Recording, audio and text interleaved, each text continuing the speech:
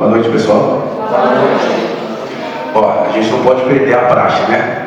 E esse boa noite sempre, se for repetido, eu acho que na segunda vez a gente consegue mais um. O nosso amigo Paulo já ensinou pra gente. Então vamos aproveitar esse momento que a gente está, nesse clima gostoso que está lá fora, essa data que se aproxima aqui no próximo, de sábado para domingo, né? Vamos aproveitar essa oportunidade de hoje e colocar bastante energia. Então vamos mais uma vez. Boa noite, pessoal. Boa noite. Olha que maravilha, tá vendo? A gente gostaria de agradecer a vocês pela presença. A gente está muito feliz pela oportunidade de hoje estarmos aqui reunidos, né? Para mais uma noite de estudos. Por acaso alguém aqui na casa pela primeira vez? Não? Ótimo, todo mundo de casa. Que maravilha. Bom, hoje o nosso tema Maria de Nazaré, muito propício, né? Diante dessa data que se aproxima, tão importante, tão sublime para todos nós, cristãos e espíritas também. Para essa noite, nosso irmão Paulo vai trazer um estudo para a gente. E para a gente iniciar, vamos fazer uma prece em agradecimento. Vamos elevar os nossos pensamentos a Deus, agradecendo por mais uma oportunidade, pelo dia que se iniciou, por este momento que nos conta, que nos reúne. Agradecemos ao Cristo Jesus por todos os seus ensinamentos a nós, a Maria, Mãe Santíssima de todos nós, aos nossos mentores, aos Espíritos de luz que aqui hoje estão a nos auxiliar. Rogamos ao nosso Pai o entendimento e o esclarecimento necessário para que nosso irmão consiga expor para nós todas as ideias e que possamos colocá-las em prática o mais rápido possível. E que, acima de tudo, a paz, o amor e a luz permaneçam conosco, hoje, agora e sempre. E que assim seja.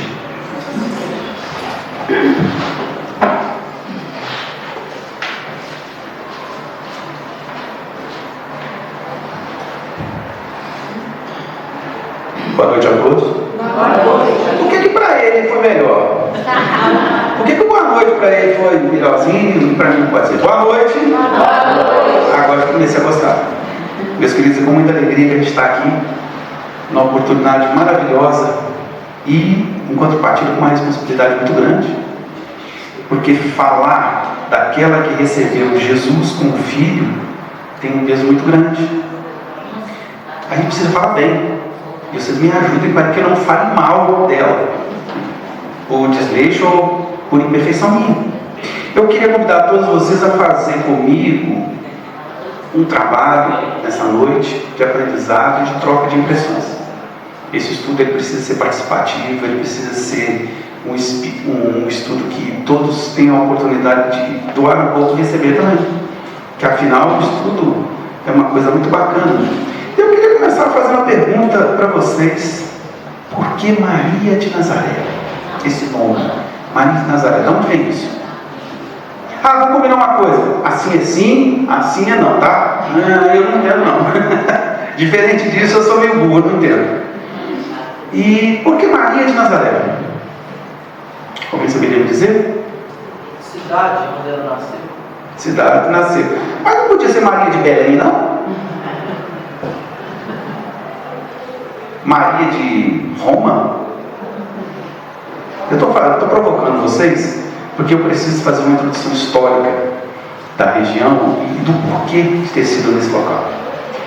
Normalmente, o povo mais antigo, eles usavam essa expressão fulano de alguém, beltrano de ciclano, para vocês verem que na nossa cultura brasileira herdada dos portugueses, a gente ainda tem muito disso, né? Principalmente interior. É o Zé da Maria, é o Carlinho da Dona Rita, é o Pedro, irmão do açougueiro. Isso é um costume muito antigo. E o nome de algumas pessoas sempre vinha ligado com a sua origem. Muito bem, agora vamos entender por que Nazaré. Nazaré fica na Palestina, ok?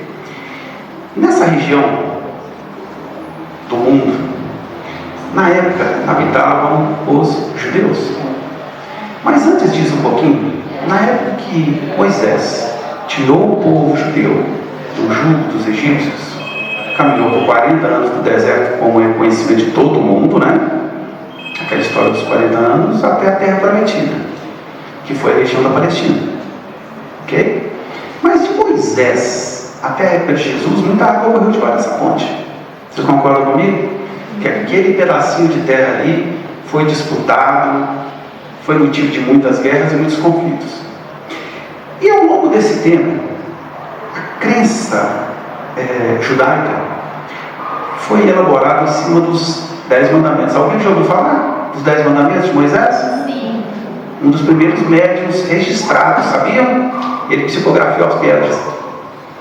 Então, Moisés, com seus 10 mandamentos, em cima deles, os judeus escreveram as suas leis.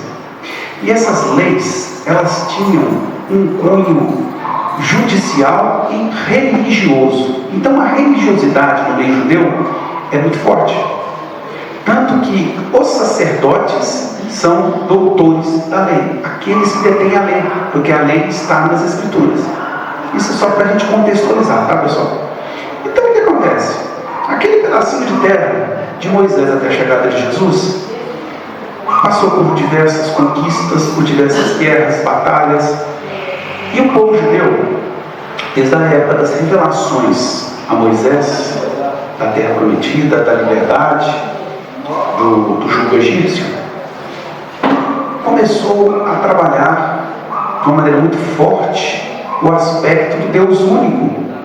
Só que esse conhecimento do Deus único foi transformado e manipulado para atender alguns interesses, de maneira tal que o povo judeu acreditava ser o povo escolhido por Deus.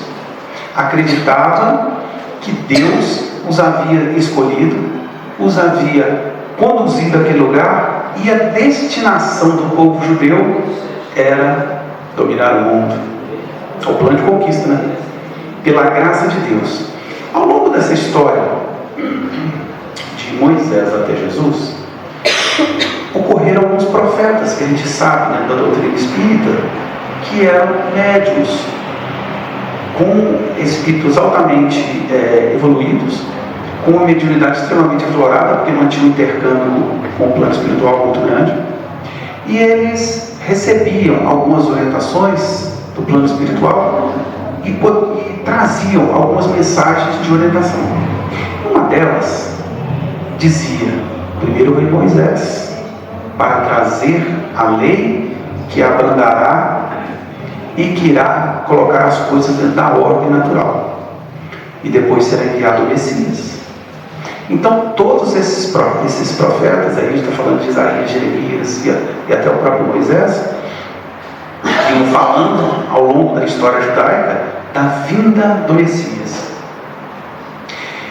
Dentro da crença judaica, como eu havia falado, os doutores da lei vieram trabalhando esses conceitos para atender os seus interesses, que isso eu também já falei.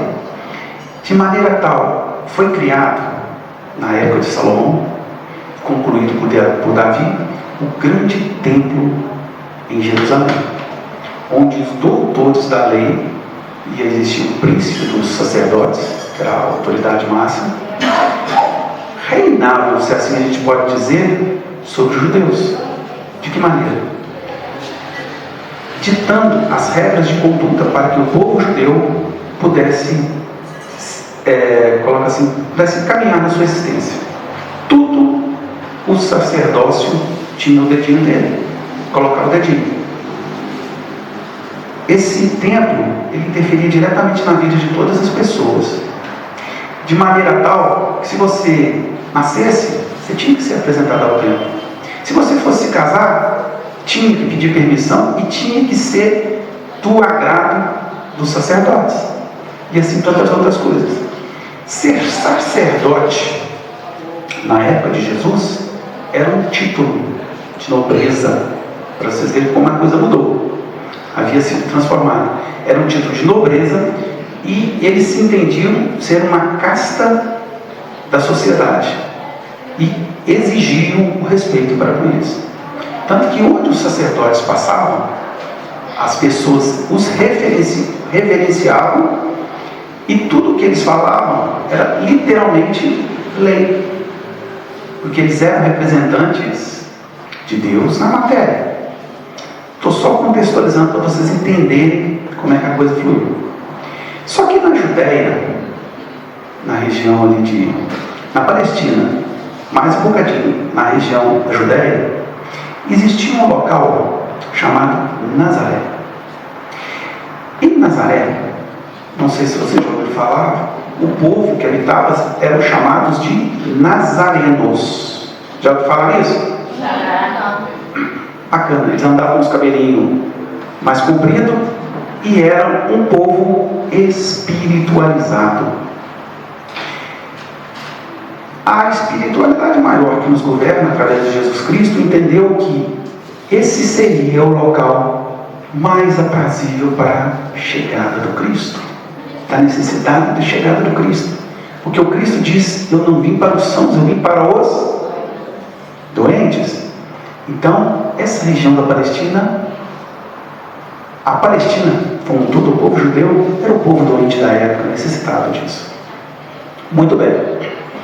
Mas hoje eu vim aqui falar, não foi somente de Jesus, eu vim falar principalmente daquele Espírito pela qual Jesus tomou a roupagem terrena.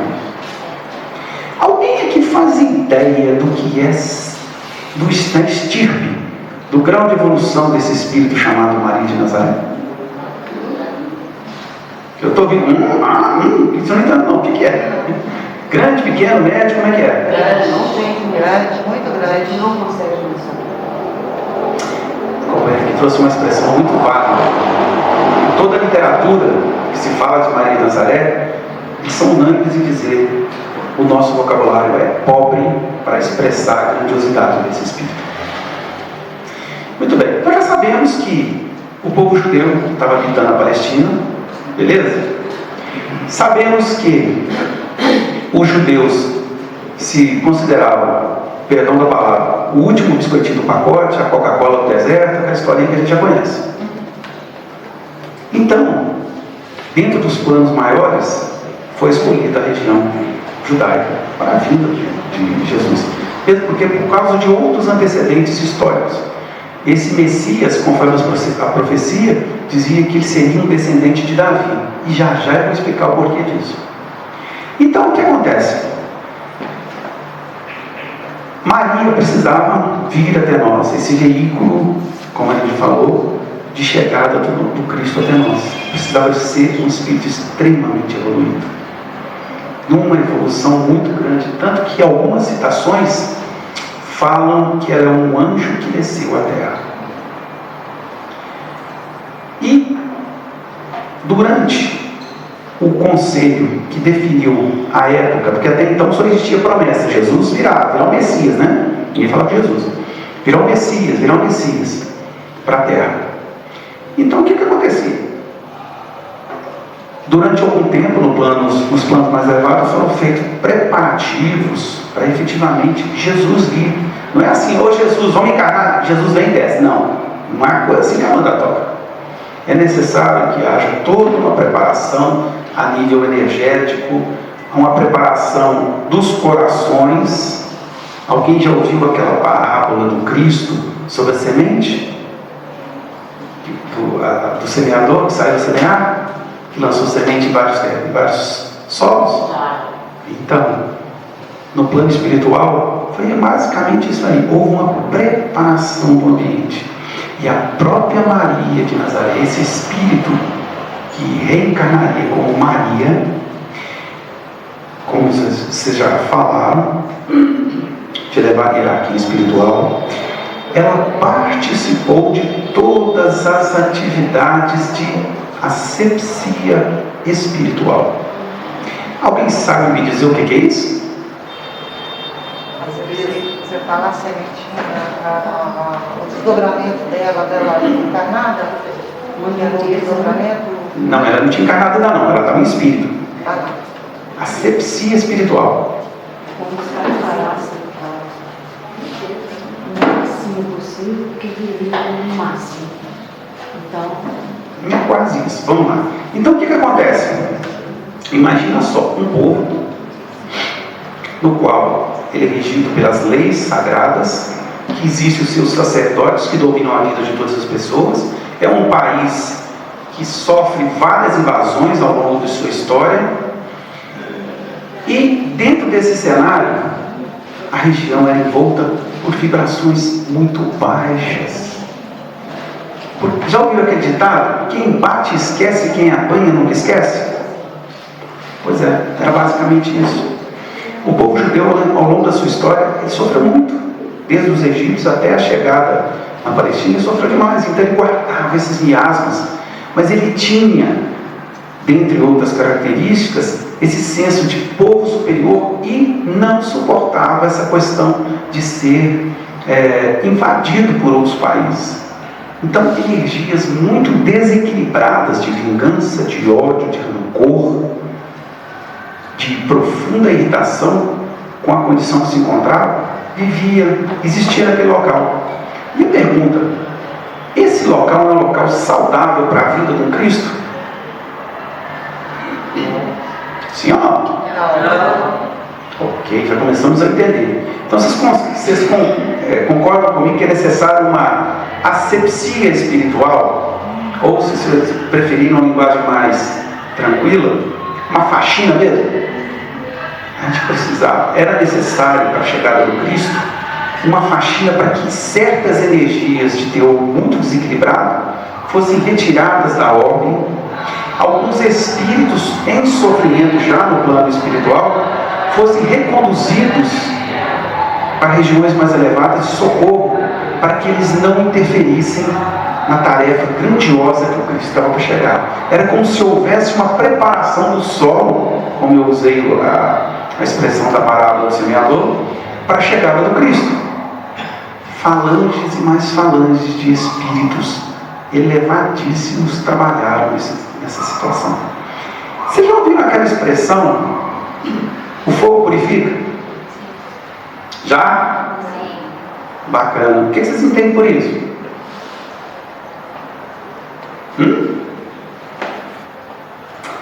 Essa expressão é muito antiga, porque eles acreditavam, os povos antigos, que o fogo era um elemento divino, e esse elemento divino era capaz de purificar as coisas materiais. Tanto que eles colocavam fogo em algumas coisas para, acabando com a matéria, acabava com o problema. O pessoal da Santa Inquisição comprou bem a ideia, que fez churrasquinho de gente, foi uma coisa de louco, né? A pessoa, depois de passar pela Inquisição, sofria, contava tudo que não tinha feito. Agora você vai ser purificado. Taca fogo aí, Zé. Punha fogo na pessoa. Mas enfim, esse fogo, durante esse processo de higienização espiritual do local, as equipes espirituais plasmaram energia semelhante ao fogo, só que de uma intensidade azulada muito intensa, que envolviam os locais onde se encontravam resíduos espirituais mais densos, para proporcionar essa higienização do ambiente. Era uma coisa sensacional. Existem vários livros, inclusive aquele Maria de Nazaré, que foi ditada pelo Espírito, que é o nosso mentor da casa, o irlandês, na psicografia de João Nunes Maia, que narra isso com muito detalhe. Eu sugiro a vocês lerem, que vai trazer uma riqueza de conhecimento a respeito dessa personagem dos nossos corações muito grandes. Muito bem. Então, os judeus acreditavam na vinda do Messias, ok? Só que os judeus acreditavam, dentro dos seus conceitos, que Jesus nasceria. Aonde? Saberiam dizer? Aonde? Vamos, continua, gente. Para não. Onde Jesus nasceria? Eles achavam que ele iria nascer rico. Sim. Essa era a crença entre os sacerdotes, que Jesus, por ser o Messias, nasceria em berço esplêndido, governaria as tropas de Israel, que lutariam contra os invasores, derrotando os invasores, e mais ainda, ele espalharia o reino judeu pelo mundo inteiro. Como é que os caras pensavam alto, né? Esse era o conceito pregado pelos doutores da lei. Isso era fato na cabecinha deles. Eles, desde o seu início dos estudos, eles eram treinados com essa mentalidade. Tanto que, alguém aqui já ouviu falar em Saulo? Saulo. O futuro Paulo. O futuro Paulo. Ele era um doutor da lei e ele, quando perseguia os seguidores do Cristo, ele falava a mesma coisa. Esse não é o Messias. E não sei se vocês sabem, né, na crença judaica até hoje, eles esperam o Messias, porque para eles Jesus foi um aguaceiro. Enfim, caminhamos um pouco mais. Então nós já sabemos o lugar que Jesus tinha que nascer, segundo a vontade do mais alto, o que eles esperavam que ele fosse. E agora vamos falar de Maria. Como eu disse, Maria havia preparado o terreno junto às equipes nessa higienização. E onde Maria iria nascer? Foi chegada à conclusão pelos espíritos responsáveis pela chegada de Maria e pela chegada de Jesus à Terra, que o local mais adequado seria Nazaré, porque os nazarenos já carregavam dentro de si uma certa espiritualidade, que com um certo empurrãozinho seria um solo fecundo para as ideias do Cristo. Então, Nazaré, por incrível que pareça, dada essa condição já espiritualizada do seu povo, era uma terra diferente das outras. Sabe por quê? Já ouviram aquele ditado, a grama do vizinho mais verde? Já? Pois é, falava isso que em Nazaré tudo era diferente. A grama era mais verde, os animais eram mais viçosos, as figueiras eram mais frondosas, o leite e o mel eram de sabor diferente. Os legumes e as verduras lá plantadas tinham um sabor diferente, tamanhos diferentes.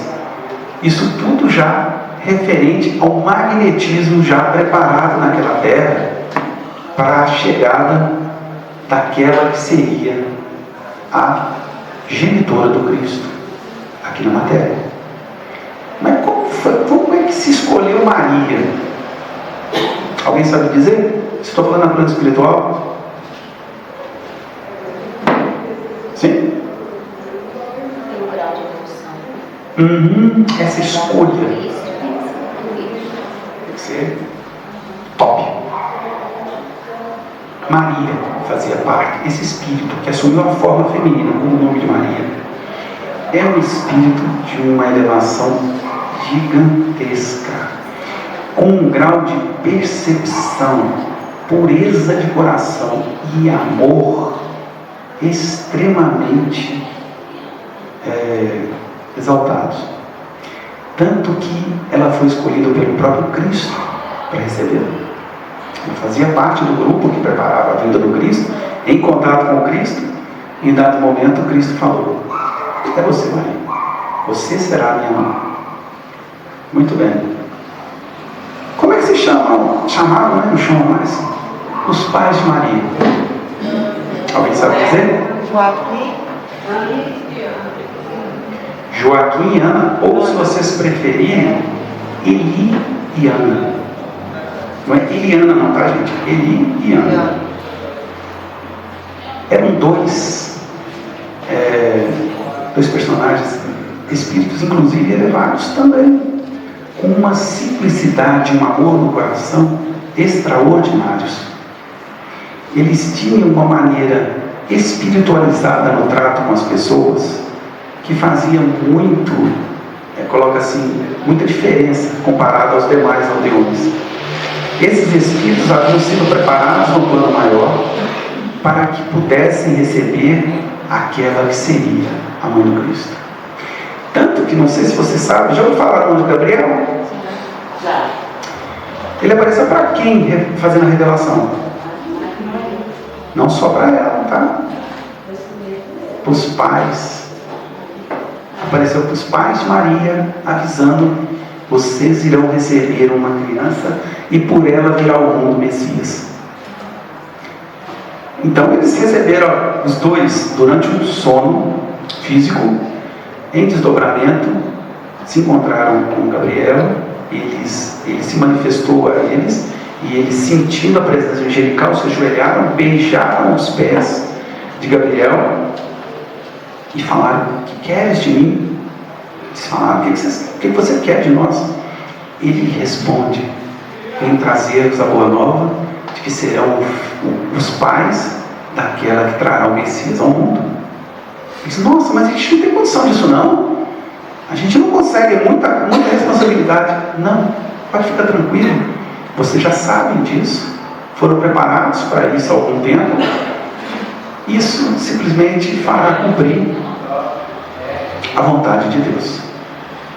Claro que falou mais coisas, mas basicamente foi isso que foi falado. Então, os pais de Maria foram instruídos e avisados que estava vindo por aí. Enfim, Ana engravida, passada no tempo, vem Maria. No dia do nascimento de Maria, a vila estava numa paz tremenda. Conta-se que os pássaros cantavam com muito mais alegria, o sol tinha um brilho mais intenso, até os animais se portavam de maneiras diferenciadas. Era um dia, coloca assim, de fazer uma foto, de tão bonito.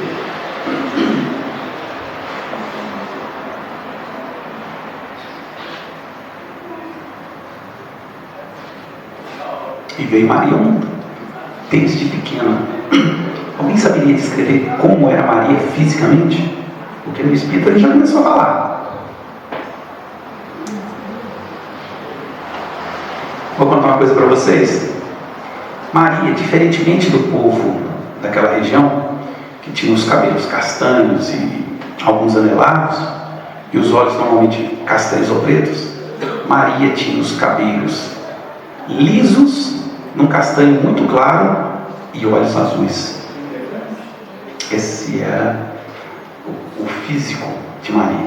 E desde pequeno, com seus primeiros gestos, já encantava todos aqueles que se aproximavam dela, porque sentiam não só uma bebezinha ali, uma criancinha, mas a energia de um espírito que exalava amor, que exalava carinho e compreensão. Vamos andar mais um pouquinho? Maria cresceu, e à medida que foi crescendo, ela se diferenciava das crianças por um simples detalhe. Maria tinha uma lucidez espiritual fantástica. Ela era capaz de conversar com qualquer pessoa, seja criança, seja adulto, num grau de consciência da vida que chamava realmente muita atenção. Por volta dos 7 anos, um rabino que já ouvia falar daquela criança, que era considerada assim, quase que um prodígio na época, dada a sua capacidade de interpretação sobre as coisas da vida, viajou de Jerusalém até Nazaré para conhecer essa criança. Chegando lá, esse rabino conversou com essa criança, chegou educadamente na casa dos pais dela, pediu para entrar, ouve as saudações habituais da época e começou a conversar com a Maria.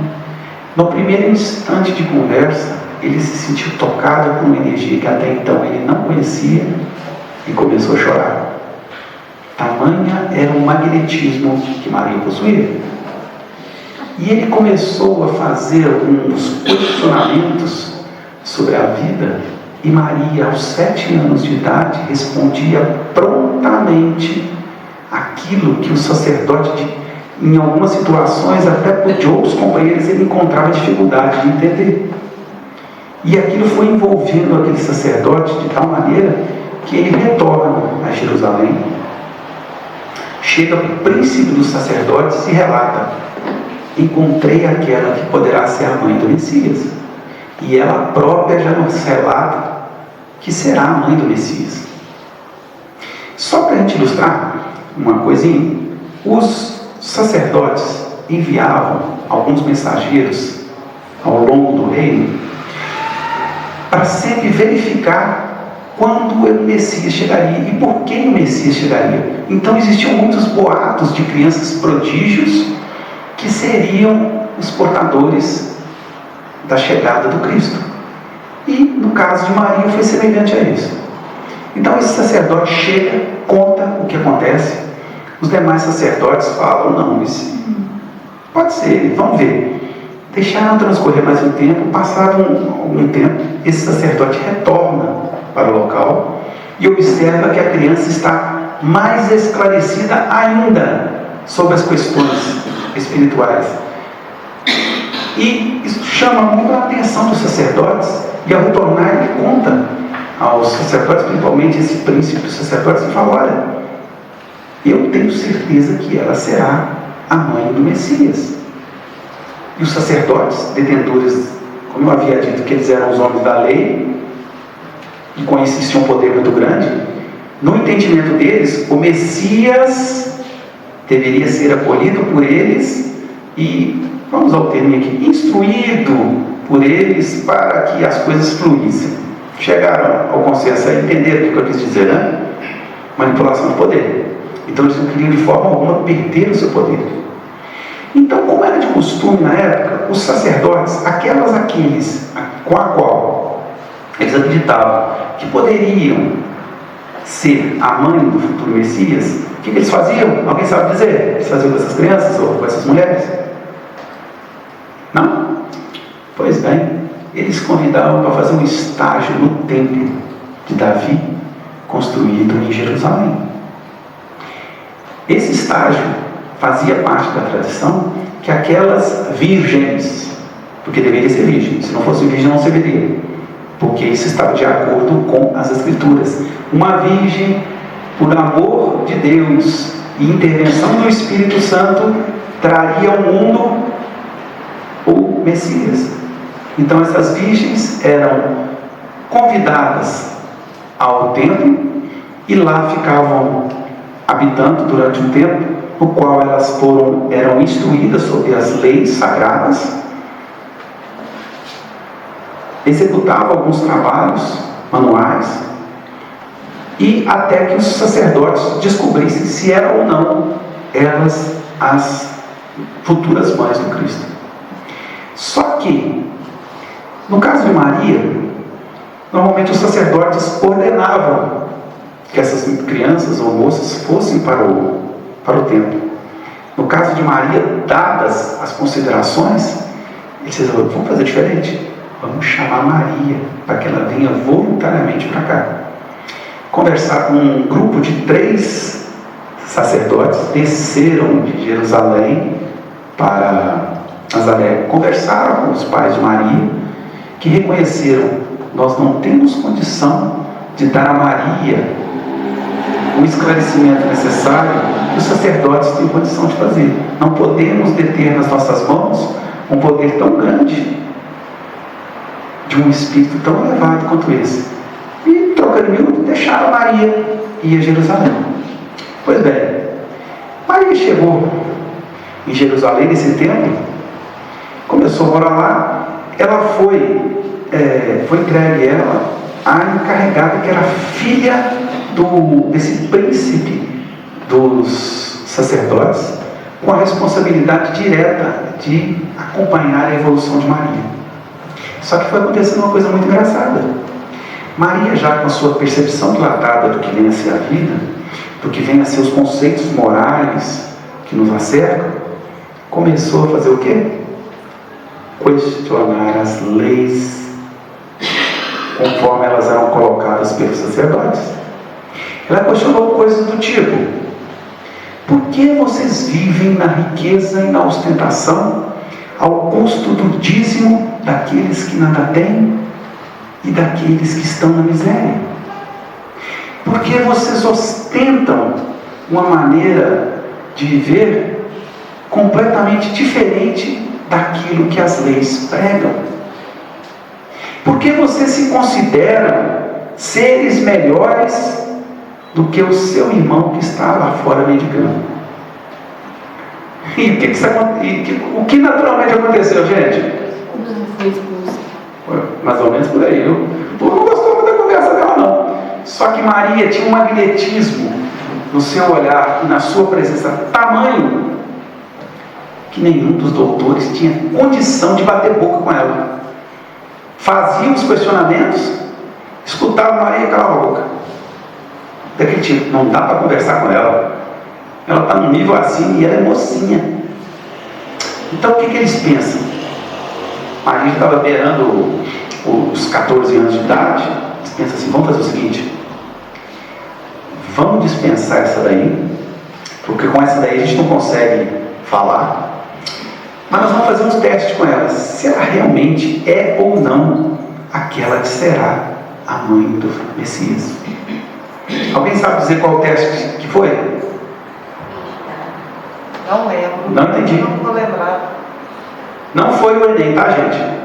Fique tranquilo, não foi Enem, nem vestibular. Sabe não? Não. Pois bem, o casamento. Entenderam por quê? Ah, Pensem comigo. O Messias virá através de uma virgem. Será concebido pelo poder do Espírito Santo. Beleza? Se ela realmente é aquela que será a mãe do Messias, se nós a casarmos e ela tiver o filho por meios naturais, ela não é a mãe do Cristo, do Messias. Entenderam a pegadinha aí? E com isso, os sacerdotes iam se sentir o rei da cocada preta, porque falariam aos quatro ventos: nós desmascaramos mais uma. Ela é uma falsa. Ela não é a virgem que nós esperamos. E aí, o que acontece nesse TI é o seguinte: eles eram tão legais, falaram: nós vamos ter que dar um jeito de casar ela, nós vamos arranjar teu marido para ela. Foi o que fizeram. Existia um homem cuja descendência vinha de Davi, que seu nome era José. Esse homem prestava serviços ao templo e na região de Jerusalém. Ele era carpinteiro. Então eles chamaram: José, vem cá. Pai, o que você está fazendo? Vem cá. José chegou para eles: pois não, o que você deseja? Teve aquelas saudações: que Deus os abençoe, que Deus os ilumine. Que é interessante o tipo de saudação. Toda hora que chegava o sacerdote: que Deus abençoe os seus caminhos e ilumine sua família. E o outro devolvia do mesmo jeito. Era a saudação deles. O que você deseja? Olha, nós temos uma tarefa para você, José. O negócio é o seguinte: nós temos uma companheira que nós precisamos que se case, para que ela constitua família, para que ela possa efetivamente se tornar uma mulher dentro da tradição judaica, com o objetivo de criar filhos. Porque para os judeus, você já ouviu aquela história: crescer e multiplicar-se? A responsabilidade era da mulher. Então a mulher tinha naquela época a função de tomar conta do marido e reproduzir o povo judeu, encher a casa do menino, literalmente. Nós temos essa missão. Ah, mas José, mas eu não sei se eu dou conta, eu não sei se é para mim. Claro, de uma maneira mais educada. Eles falam: não, fica tranquilo, nós vamos ajeitar tudo.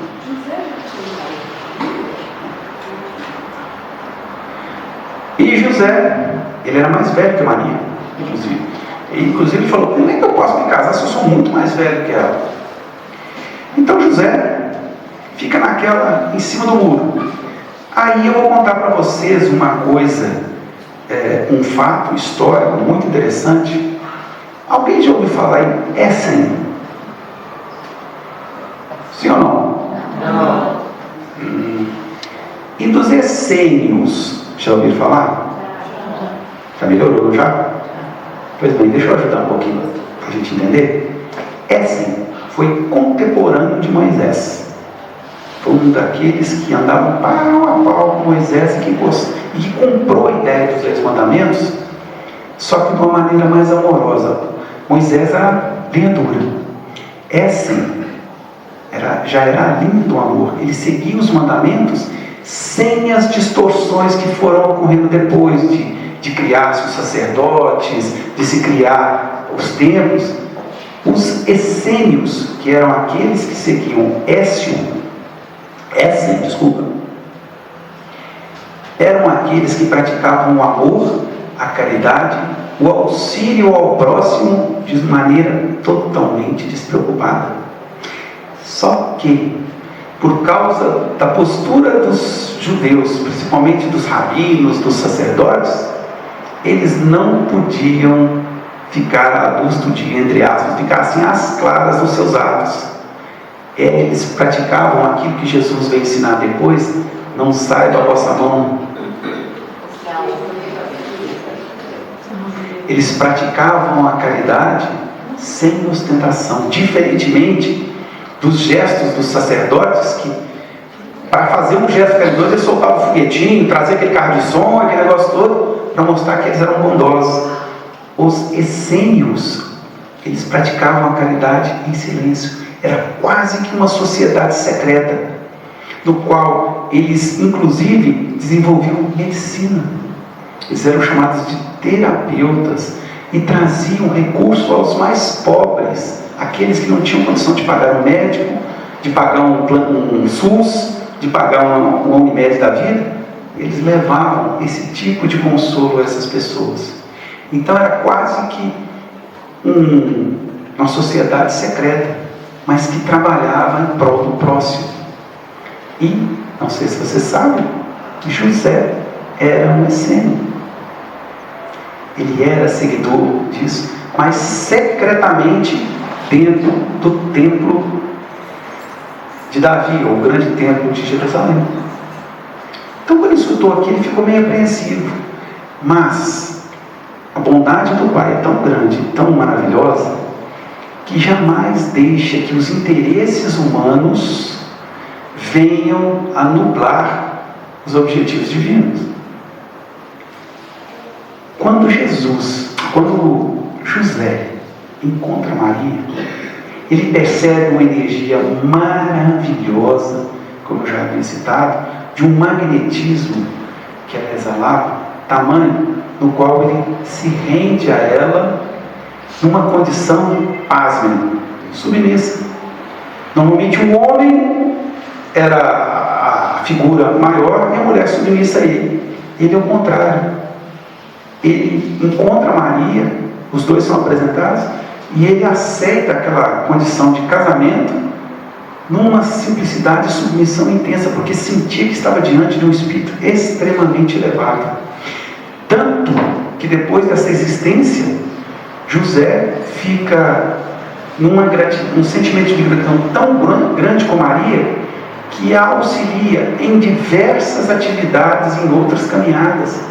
Tamanho era o sentimento de gratidão que ele teve por ela, por causa dessa existência. Muito bem, rolou o casamento bonitinho e bacaninho. Não sei se você sabe, o casamento judaico, ele tinha uma característica interessante: ele durava 3 dias. Era um festão. Tinha vários rituais. Depois, o casal, antes de acontecer a coabitação, gostaram desse termo? Antes de ocorrer a coabitação, vocês preferem a conjunção carnal, a consumação do casamento, aquele negócio todo, o casal precisava de ficar 6 meses. Poderia ficar debaixo do mesmo teto na casa do pai, dos pais da noiva ou do noivo, dormindo em quartos separados. E era proibido qualquer tipo de intimidade. Fazia parte da crença. E nesse período, José vai se sentindo diminuído, porque cada dia que passava ele sentia que Maria, aquela história, era muita areia para o caminhãozinho dele. Ele via aquilo com uma certa dificuldade, pensou: não vou dar conta disso. Isso está muito maior do que eu estou imaginando. E José foi ficando triste. Maria, sentindo aquele peso daquele companheirinho também, da tristeza dele, ficou um pouco apreensiva. Isso, os emissários divinos que sempre acompanhavam Maria chegam até ela e falam assim: Maria, por que estás triste? Irás receber o Messias?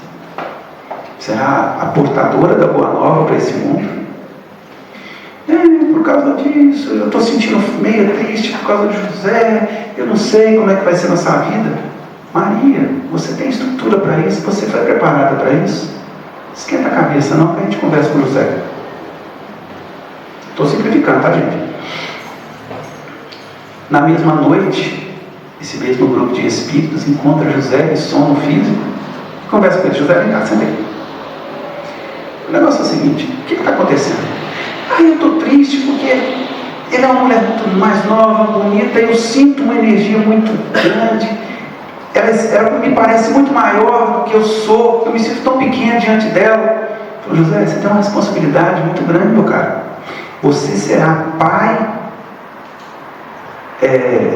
de coração daquele que será o Filho de Deus que virá com Maria. Você tem um compromisso de protegê-la, de ampará-la, ser o apoio para aquela criança, a referência masculina para aquela criança, até que ela possa caminhar pelas suas próprias pernas. Mas eu não sei se eu dou conta. Aquela história igual a gente, né? Não sei se eu dou conta, é muito mais pesado. E aí esse Espírito fala, José, levanta a cabeça, você nunca está sozinho e nunca estará. Sua missão é grandiosa, mas Deus, o Pai de bondade infinita e misericórdia, jamais nos deixará desamparados. Estaremos a seu lado. Se edifique. Outro dia eles acordam, Maria, como é que vai? Tudo bem? Eu estava meio chateado com você, mas agora eu acho que vai dar para a gente caminhar. Maria também, eu estava sentindo que você estava estranho, aquele negócio todo. Vamos caminhar? Vamos. E foram levando a vidinha deles, dentro dos 6 meses, tá? Não esquece essa parte não, gente. Um belo dia.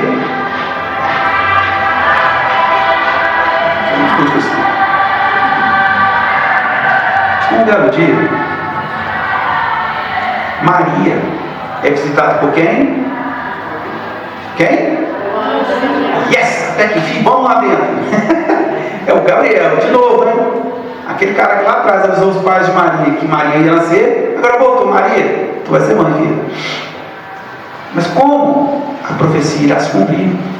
Você será filha, será a mãe do Messias, aquele que virá trazer a luz desse mundo, a paz, o amor, a compreensão e assim por diante. E Maria, eu darei conta? E esse mesmo Gabriel fala assim, claro que dará, você foi preparada para isso. Nos planos maiores você foi preparada, orientada e esclarecida. E aí nesse dado momento, apesar de Maria, espírito do sono físico, está um pouco descolado do seu corpo físico, ela foi envolta por uma luz maior que fez com que ela recordasse a sua preparação e seu cabedal espiritual, fazendo com que ela se sentisse mais tranquila. Ela volta para o corpo físico, mais tranquila, mais serena. No dia seguinte ela vira, José, estou grávida. Ele olha para ela, como? Nós não estamos nem coabitando, como é que você me aparece grávida? Eu recebi a visita de um anjo e o meu filho será concebido pelo Espírito Santo de Deus. Aí José se lembra do sonho que ele teve há um tempo atrás, avisando que ele seria o pai dessa criança aqui na matéria, mas que Deus seria o verdadeiro pai de todos. Ele se sente um pouco mais tranquilo e assim a gente anda um pouquinho mais e vê que Maria passa pela sua gestação. E eu vou citar uma coisa interessante. Todo mundo pergunta, como é que Maria, engravida, virgem, continua virgem depois de ter dado a luz ao Cristo? Alguém sabe dizer? Sim ou não? Muito bem. Já ouviu falar de cesariana? Naquela época. Tinha sim. Fazia com animais, com pessoas não. Eu estou falando cesariana por causa da brincadeira. Bom, vamos partir do princípio da concepção de Cristo. Era necessário, para a chegada do Cristo, que, dada a sua estrutura espiritual gigantesca, o corpo humano simplesmente não ia dar conta de absorver aquilo ali. É um espírito que chegava e explodia um corpo. Não dava. Era necessário um corpo híbrido, mas especialmente preparado para aquele espírito, mas com algumas coisas da matéria. Fala-se que o espermatozoide espiritual usado para a fecundação de Maria veio de algumas galáxias, alguns anos-luz daqui, povos mais avançados na concepção espiritual, dada a condição evolutiva que eles se encontram. Eles tinham uma matéria mais sutil, mais etérea. Maria, durante esse sono, ela foi fertilizada com esse espermatozoide. Aí um processo todo mundo já conhece. Ela engravidou. E o parto foi semelhante a uma cesariana, realizado por espíritos mais elevados. E aí nos faltam até algumas palavras para explicar como foi feito.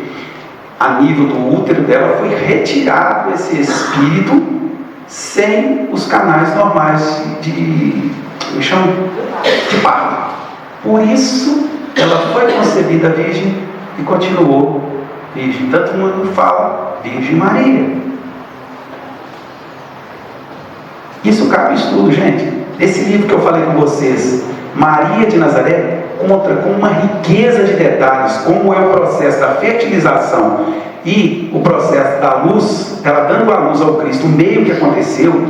E aí fala dos reis magos, como eles chegaram até lá. Alguém lembra dos reis magos aí? Sim. Dos 4? Dos 3. Ah, gostei. Como é que eles chamam? Baltazar,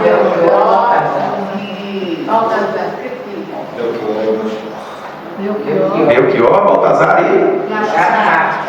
Oi? Gaspar. Muito bem. Eu já queria pegar vocês com 4 reis magos, né? Não ia?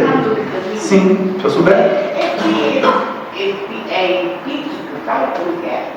Eu não sei o que é. Esse falou epítico. Negócio assim. Não, isso não. Tá, esse segundo que você falou, são os maçons? Não. Esquece maçom. Maçom só aconteceu lá pelo século XV, por aí. Tá longe. Não mexe não. Isso aí é outra coisa. Essênios. É isso mesmo. Essênios, isso aí. É uma sociedade muito antiga. Então o que acontece? Nesse livro eu não vou privar vocês dos detalhes. Eu vou privar vocês dos detalhes, que o livro conta com muito mais sabedoria e muito mais amor, e eu vim trazer para vocês simplesmente esse conceito. Alguém aqui, mulher principalmente, já pensou o que é ser mãe do Messias? O tamanho da responsabilidade? Vocês concordam que não é para qualquer uma ter o cabedal, a estrutura para ser?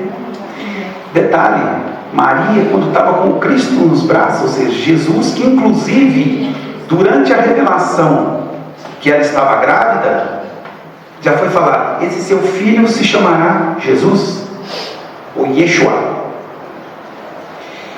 Se chamará Jesus.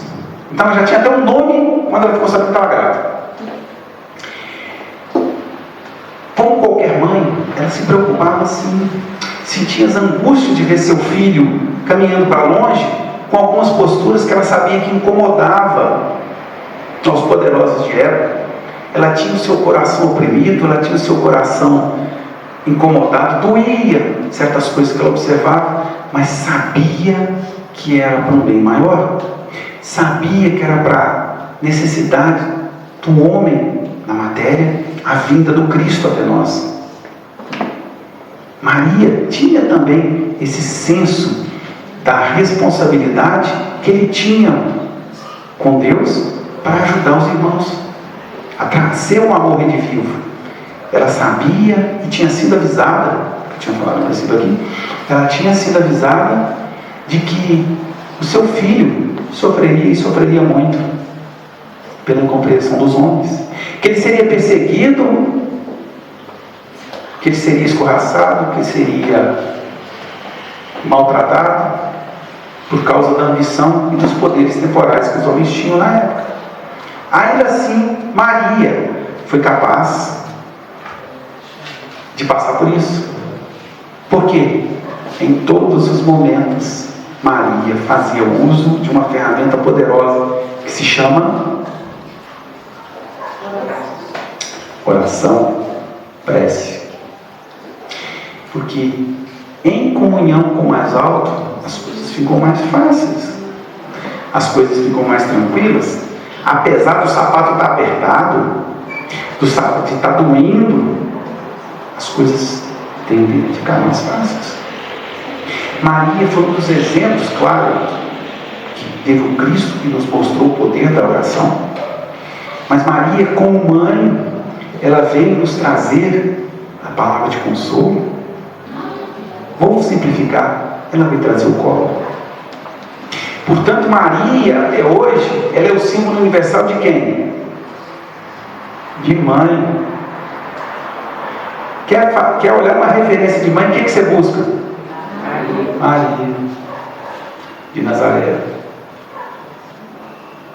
Porque Maria, ela conseguiu aglutinar todas as características e qualidades que aquela que recebe um irmão para a vida precisa, para que aquele irmão tenha todas as condições de cumprir a sua programação espiritual. Tanto que até hoje Maria é o símbolo da mãe que socorre, que ampara e que acolhe sempre. Não sei se vocês sabem, nos últimos tempos de Maria, quando Jesus estava na cruz, virou para João Batista, eis tua mãe, e falou para Maria: eis teu filho, cuide-se. Maria passou seus últimos tempos no Éfeso, e nesse lugar ela morava numa casinha, e essa casinha ela recebia os pobres, os extropiados e todos aqueles que batiam à sua porta, pedindo pouso, pedindo comida, pedindo roupas e principalmente pedindo colo. E no plano maior, Maria hoje é um dos principais espíritos que respondem pelo socorro daqueles que atentam contra a própria vida. Quando diz que Maria, como diz uma oração, Maria és, pois, advogada nossa, é aquela que, sabendo que nós caímos, ainda apela para o amor de Deus, falando: perdoa, tem dó dele, ele caiu. Vocês já assistiram aquele filme O Auto da Compadecida? Sim. Mais ou menos aquilo ali, só que melhorzinho. Perdoa, ampara. Quando a gente passa por situações de extrema prova, é costume, diante alguns, pedir a Maria a orientação, o colo, o carinho, porque essa realmente foi aquele ser que veio até nós para personificar a palavra mãe, que sirva de exemplo para as nossas caminhadas. Aquelas que são mães nessa existência, ou que serão, busquem em Maria os exemplos de como fazer. Aqueles que são pais e serão mães em outra existência, busquem Maria também. Ela está aí para servir de modelo. Bom, meus irmãos, eu tenho que terminar agora, senão o cara que dá a nota ali fala que eu passei do horário. Gostaram? Conseguiram entender? A história é muito grande, eu tive que fazer uns cortezinhos, mas eu recomendo vocês a ler esse livro, Maria de Nazaré, do João Nunes Maia, pelo Espírito de Milanês. É um livro fino, mas é prazeroso de ler. Eu queria fazer uma sugestão também. Tem uma música que a gente pode buscar no YouTube, que chama Maria e o Anjo. É uma música maravilhosa e ela conta exatamente esse momento em que o anjo Gabriel aparece para Maria, anunciando, né, que aquele era o momento. Eu acho que para esse período de Natal é uma verdadeira prece a música. Depois, quem tiver interesse, busca lá no YouTube, chama Maria e o Anjo.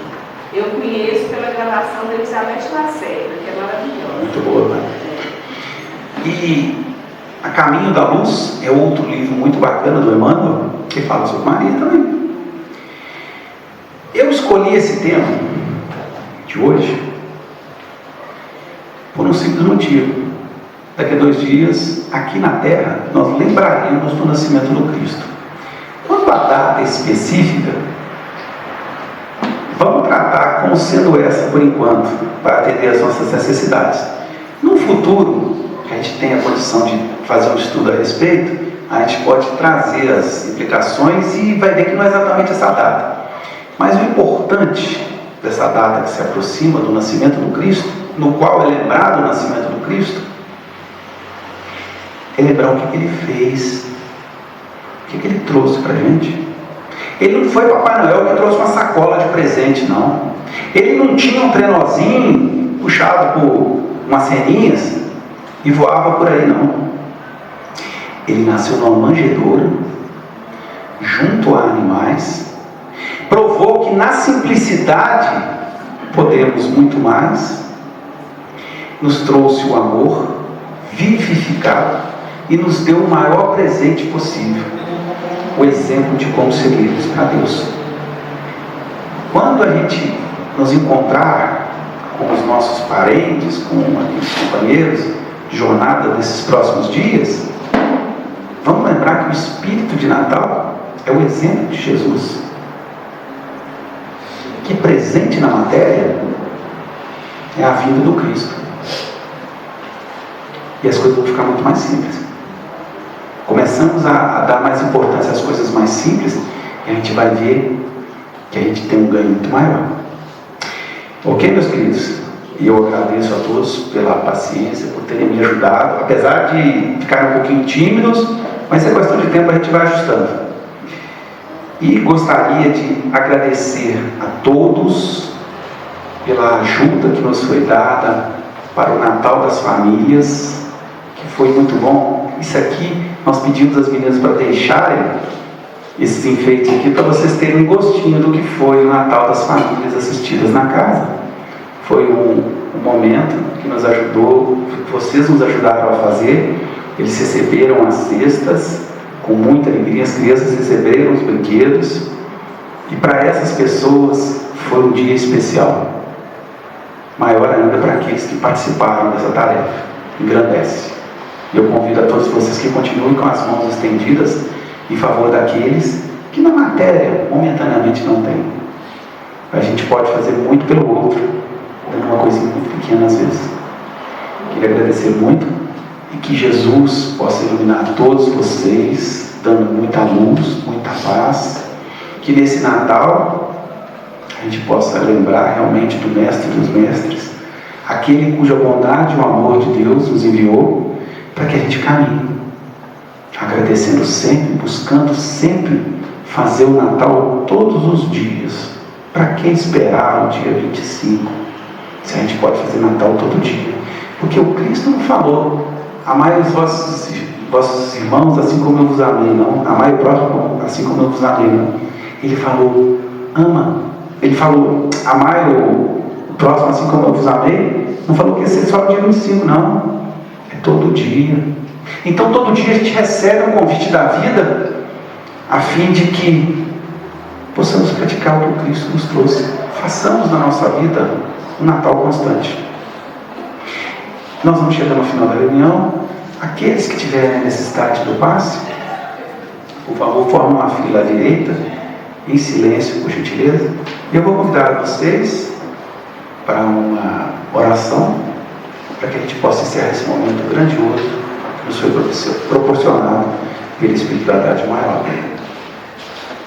Assim, Jesus, irmão querido, irmão amado, aqui hoje recebemos, Jesus, o teu amparo, a tua proteção, o teu auxílio, para que essa tarefa se cumprisse em teu nome. Para nós que ainda tão pequenos, tão falíveis e imperfeitos, pudéssemos ter a chance de conhecer um pouquinho aquele Espírito que foi portador da sua chegada à Terra. Jesus nos ilumine, Jesus nos ampare, e hoje, com sua licença, Jesus, pedimos a Maria, essa Mãe Santíssima, esse exemplo de devoção e carinho aos filhos que ainda caem, que nos auxilie nesse momento de tanta transformação no planeta, de tantas mudanças, bem sabemos, necessárias, mas que a nossa compreensão, nosso orgulho, nosso egoísmo e nossa vaidade teimam em resistir, nos trazendo a dor como companheira, nos trazendo o sofrimento tão necessário para nos depurar. Maria Santíssima, que as tuas falanges divinas possam envolver a todos os corações aqui hoje reunidos, tanto em espírito quanto em matéria, trazendo o conforto, a serenidade, a paz bendita. E todos aqueles que não puderam vir, Mãe Santíssima, também possam sentir envoltos por teu manto sagrado divino, confortando, consolando, esclarecendo. Mãe Santíssima, envolva os nossos corações e mentes, nos amparando e nos fortalecendo para que possamos passar por aquilo que a bondade divina assim determinou. Nos ilumina, Mãe Santíssima, nos protege, Mãe Santíssima, hoje, agora e por todo sempre. Que assim seja. Meus irmãos, fiquem bem, em paz profunda a todos.